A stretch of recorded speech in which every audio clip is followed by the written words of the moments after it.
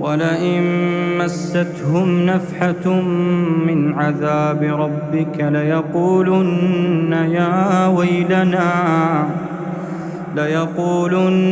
يا ويلنا إنا كنا ظالمين.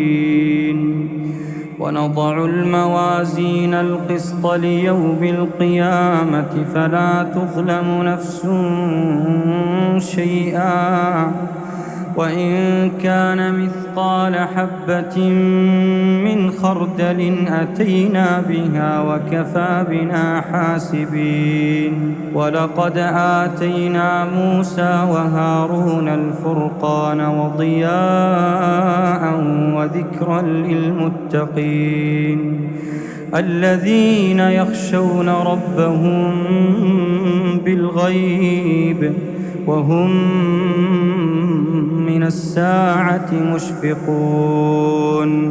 وهذا ذكر مبارك أنزلناه أفأنتم له منكرون.